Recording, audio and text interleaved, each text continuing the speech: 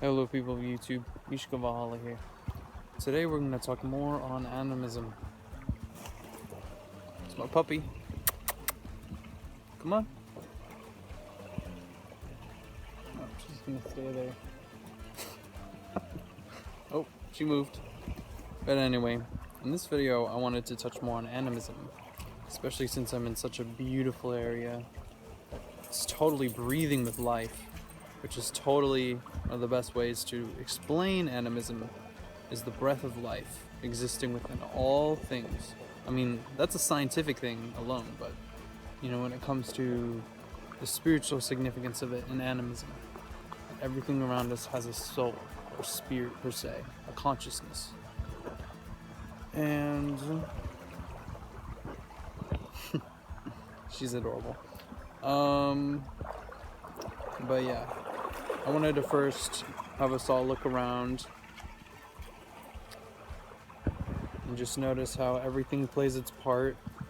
The sun, the soil, the water. Everything is connected to the tree of life, what the Norse call Yggdrasil. And Yggdrasil is sort of like, I guess you could call nucleus, in a scientific sense, the center of this great organism. And it's all alive, and every last one of us, just like the little particles, and electrons or atoms are alive too, and it's fucking bugs. Yeah, that's one downside to summer in Juneau, but it's still of course gorgeous. Dragonfly. But yeah, so essentially a spirit lives in every single part of the forest, and then essentially there could be a greater spirit governing all those spirits, sort of like a tribe. And animals work in the same way. They behave in packs, and there's sort of that pattern. Humans behave the same way, because we ourselves are animals, therefore part of animism. Our spirit doesn't necessarily have to or does look like us, but essentially the body we are inhabiting is what we need to exist in this reality. And that is a very ancient concept, and it's quite different compared to more mainstream spiritualities, more especially monotheistically influenced spiritualities, how the soul is just a static image of you, and in a sense, maybe part of our spirit could manifest, in the form of our physical body in one life or another.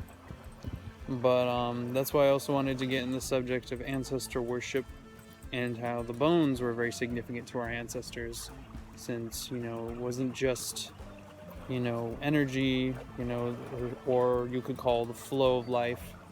It was also about the physical matter around us and how we could use it. Everything has energy attached to it, and energy cannot be created nor destroyed. I know these could be very far-fetched ideas for some people, but that's just what I believe and what I can analyze, based on parallels and archaeology and what I know about old traditions, especially Norse traditions. But of course it's, we're still learning more and more things. And what I believe now could be different in the near future, who knows, but everything sort of builds on itself, and you essentially see a bigger picture, especially when studying old traditions and what you would call spiritualities, especially more animistic ones. Most, if not all ancient pagan traditions stem from animism, which is essentially the oldest form of religion, known to man. Animalistic deities, spiritual essence existing within all living things, matter and the spiritual realm being closely linked. And of course that's different in Christianity or a monotheistic tradition. You know, it is the belief that their God is omnipotent and that he or it or whatever lives within all things, you know, but it's just one being, you know, it's just one unified being that just, you know, just owns everything and just, I don't know. It just, you know, it's different. The idea of it is that it's different, you know, from how more polytheistic, animistic people believed, you know. There was more separation, there was more division, you know, not necessarily in a bad way, but like more in a unique way. You know, all the different gods were unique, but they had many different traits, you know, and many of them reflected off of one another. But essentially they were different, and it's the same with humans.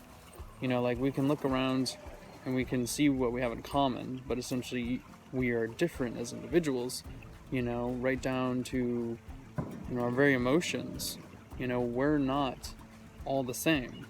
You know, there is no, you know, specific race that exists. You know, we're all just animals, we're all creatures roaming this world, and we all have a spiritual connection to it, which is pretty badass.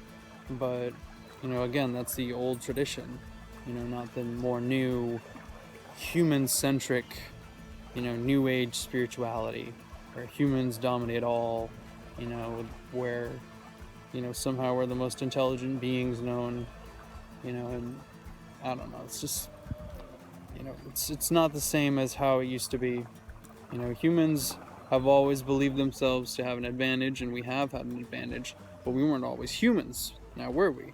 We were animals before we were humans, and that's why many people would worship animalistic gods, you know, like, or half human, half animal deities, because essentially we were half animal, half human still, or just animalistic in general.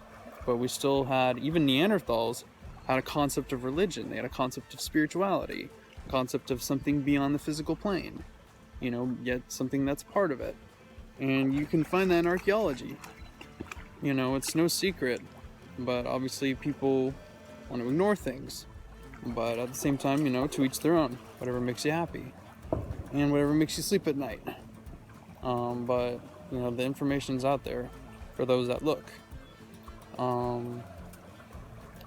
But yeah, so I've just been really fascinated with the elements, particularly, especially water and fire right now. You know, I know that every living thing and every element in this world has some sort of significance, and that's how our ancestors viewed it. You know, there was a god and goddess for everything, a spirit for everything, really. And, you know, there wasn't a sense of being alone.